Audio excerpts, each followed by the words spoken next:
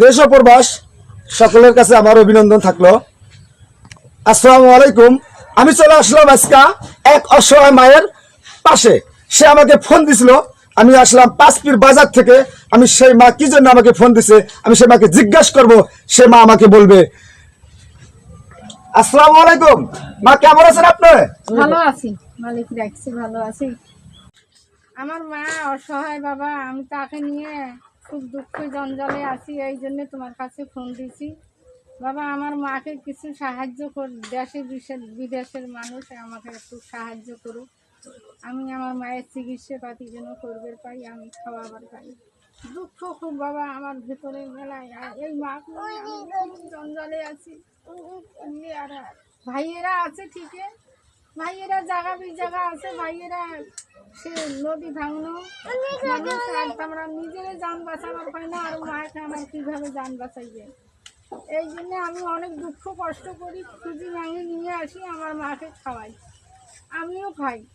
আমারও কেউ নাই, আমারও বাল বাচ্চা নাই, দুটো মেয়ে বাচ্চা আছে, ছেলে বাচ্চা নাই, স্বামী নাই, বাড়ি ভিটে নাই, দেশ বাড়িও নাই আমার, সব আমি দেশারা হয়ে গেছি। আপনাদের পাশে যে একটা নদী ব্যথা, আমি টিগলে নিয়ে হইলো কার কাছে জানাই, নদী ভাঙনো দেশ, কারো কাছে সাবার পাইনে, নিবে পাইনে, যা জোটাই তাকে এলো মাঠ নিয়ে আমি খাই। আমার এতটুকু দুঃখ বাবা। বাবা মায়েরা কোথায় যাই যেখানে আছেন, তোমরা আমাদের একটু তুলি ধরো, আমারগুলোকে একটু সাহায্য করো, পাশে দাঁড়া। আমার আর তিস্তা নদীর যন্ত্রণায় আমার আর সুখ শান্তি সব হারে গেছে। আমরা খুব দুঃখ হয়ে আছি, বাস্তব বাড়িটাও নাই, আমরা কোথায় থাকি, কি সমাচার, কি করিয়ে খাই। আমার অনেক ধরনের দুঃখ বেদনায় নিয়ে ভরপুর হয়ে আছি বাবা। তোমার দয়া একটু করিয়ে, আমারগুলো দয়া করিয়ে আমার মাকে দেখো, আমাকেও দেখা লাগবে, আমারও কেউ নেই, আমিও অসহায়। আমার বোনে দুটো বাল বাচ্চা নিয়ে, মেয়ে বাচ্চা নিয়ে করি খাবার নিচ্ছি, বেটা পুত্র নাই, আমিও বৃদ্ধ হয়ে গেছি, আমিও ভালো নয়, আমিও বৃদ্ধ।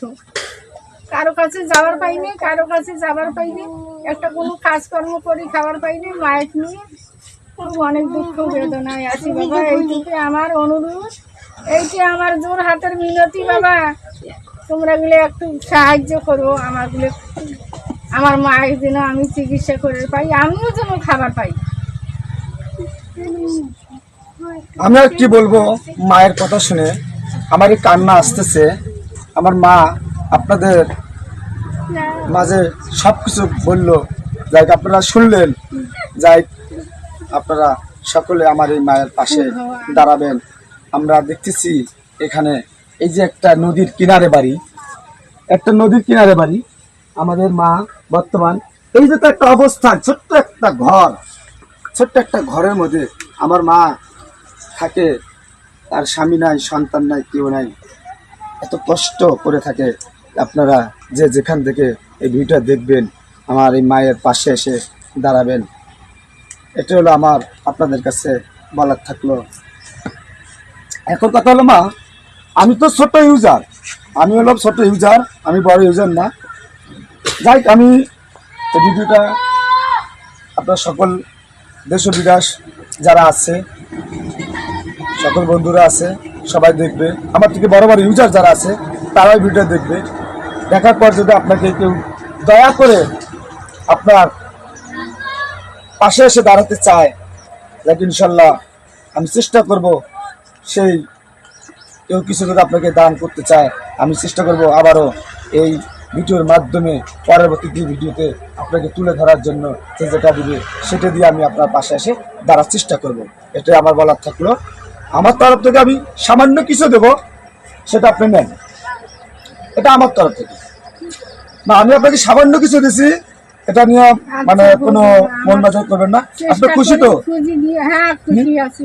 খুশি আছেন তো? হ্যাঁ খুশি আছি। আমার দেশ বিদেশে আমার জন্য সাহায্য করে, আমি সেইটাই চাবার নিচ্ছি তার কাছে।